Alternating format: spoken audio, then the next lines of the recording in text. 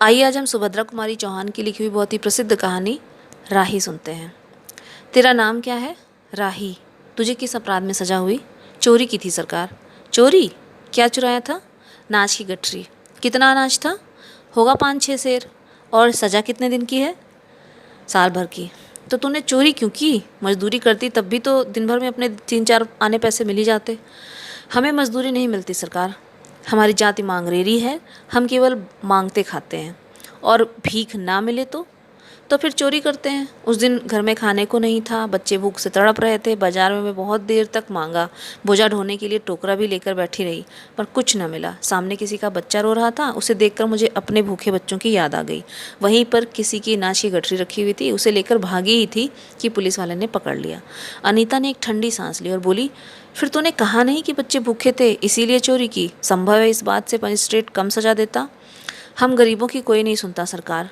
बच्चे आए थे कचहरी में, मैंने सब कुछ कहा पर किसी ने नहीं सुना। राही ने कहा। अब तेरे बच्चे किसके पास हैं? उनका बाप है, अनीता ने पूछा। उनका बाप है? अनीता ने पूछा।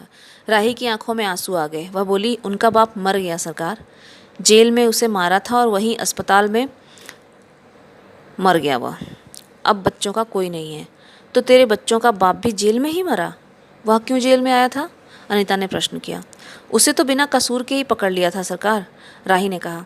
ताड़ी पीने को गया था, 2-4 दोस्त भाई उसके साथ थे। मेरे घरवाले का एक वक्त पुलिस वाले से झगड़ा हो गया था, उसी का बदला उसने ले लिया। 109 में उसका चालान करके साल भर की सज़ा दिला दी, वहीं वह मर गया। अनीता ने एक दीर्घ निश्वास के साथ कहा, अच्छा जा अपना काम कर। राही चली गई। अनीता सत्याग्रह करके जेल आई थी। पहले उसे बी क्लास दिया गया था, फिर उसके घर वालों ने लिखा पढ़ी करके उसे ए क्लास दिलवा दिया। अनीता के सामने आज एक प्रश्न था। वह सोच रही थी कि देश की दरिद्रता और निरीह गरीबों के कष्टों को दूर करने का कोई उपाय नहीं है। हम सभी परमात्मा की संतान हैं, एक ही देश के निवासी। कम से कम हम सबको खाने पहनने का समान अधिकार तो है ही। फिर यह क्या बात है कि कुछ लोग तो बहुत आराम से रहते हैं और कुछ लोग पेट के अन्न के लिए चोरी करते हैं। उसके बाद विचारक की अदूरदर्शिता के कारण या सरकारी वकील के चातुर्यपूर्ण जिरह के कारण छोटे छोटे बच्चों की माताएं जेल भेज दी जाती हैं और उनके बच्चे भूखों मरने के लिए छोड़ दिए जाते हैं। एक और तो यह कैदी है जो जेल आकर सचमुच जेल जीवन के कष्ट उठाती है, और दूसरी ओर है हम लोग जो अपने देशभक्ति और त्याग का ढिढोरा पीटते हुए जेल आते हैं। हमें आमतौर से दूसरे कैदियों के मुकाबले में अच्छा बर्ताव मिलता है, फिर भी हमें संतोष नहीं होता। हम जेल में आकर ए और बी क्लास के लिए झगड़ते हैं। जेल आकर ही हम कौन सा बड़ा त्याग कर देते हैं? जेल में हमें कौन सा कष्ट रहता है सिवाय इसके कि हमारे माथे पर नेतृत्व की सील लग जाती है। हम बड़े अभिमान से कहते हैं, यह हमारी चौथी जेल यात्रा है, यह हमारी 5वीं जेल यात्रा है, और अपनी जेल यात्रा के किस्से बार बार सुना सुनाकर आत्मगौरव अनुभव करते हैं। तात्पर्य यह है कि हम जितने बार जेल जा चुके होते हैं उतनी ही सीढ़ी हम देशभक्ति और त्याग से दूसरों से ऊपर उठ जाते हैं, और इसके बल पर जेल से छूटने के बाद कांग्रेस को राजकीय सत्ता मिलते ही हम मिनिस्टर, स्थानीय नेताओं के मेंबर और क्या क्या हो जाते हैं। अनीता सोच रही थी, कल तक जो खद्दर भी ना पहनते थे, बात बात पर कांग्रेस का मजाक उड़ाते थे, कांग्रेस के हाथों में थोड़ी शक्ति आते ही वह कांग्रेस के भक्त बन गए, खद्दर पहनने लगे, यहाँ तक कि जेल में भी दिखाई पड़ने लगे। वास्तव में यह देशभक्ति है या सत्ता भक्ति? अनीता के विचारों का तांता लगा हुआ था। वह दार्शनिक हो रही थी। उसे अनुभव हुआ जैसे कोई भीतर ही भीतर उसे काट रहा हो। अनीता की विचारवली अनीता को ही खाए जा रही थी। उसे बार बार यह लग रहा था कि उसकी देशभक्ति सच्ची देशभक्ति नहीं वरन मजाक है। उसे आत्मग्लानि हुई और साथ ही साथ आत्मानुभूति भी। अनीता की आत्मा बोल उठी, वास्तव में सच्ची देशभक्ति तो इन गरीबों के कष्ट निवारण में है। ये कोई दूसरे नहीं, हमारी ही भारत माता की संतानें हैं। इन हजारों लाखों भूखे नंगे भाई बहनों को यदि हम कुछ भी सेवा कर सके, थोड़ा भी कष्ट निवारण कर सके, तो सचमुच हमने अपने देश की कुछ सेवा की। हमारा वास्तविक देश तो देहातों में ही है। किसानों की दुर्दशा से हम सभी थोड़े बहुत परिचित ही हैं, पर इन गरीबों के पास ना घर है न द्वार।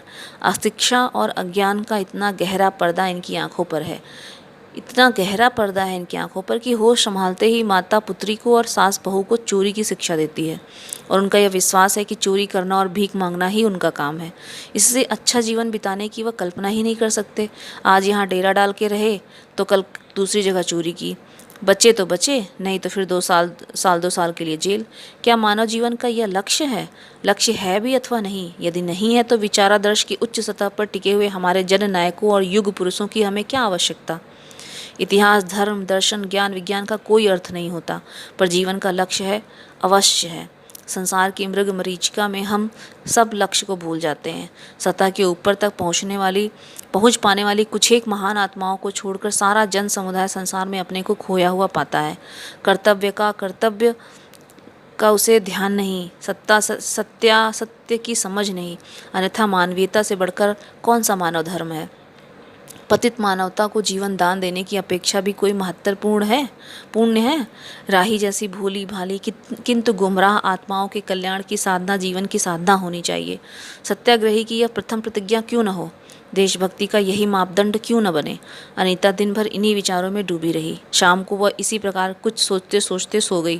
रात में उसने सपना देखा कि वह जेल से छूटकर वह इन्हीं मांगरेरी लोगों के गांव में पहुंच गई है। वहां उसने एक छोटा सा आश्रम खोल दिया है। उसी आश्रम में एक तरफ छोटे छोटे बच्चे पढ़ते हैं और स्त्रियां सूत काटती हैं, दूसरी तरफ मर्द कपड़ा बुनते हैं और रुई धुनकते हैं। शाम को रोज उन्हें धार्मिक पुस्तकें पढ़कर सुनाई जाती हैं और देश में कहाँ क्या हो रहा है यह सरल भाषा में उन्हें समझाया जाता है। वही भीख मांगने और चोरी करने वाले आदर्श ग्रामवासी हो चले हैं। रहने के लिए उन्होंने एक छोटे छोटे घर बना लिए हैं। राही के अनाथ बच्चों को अनीता अपने साथ रखने लगी है। अनीता यही सब सुखद स्वप्न देख रही थी। रात में वह देर से सोई थी।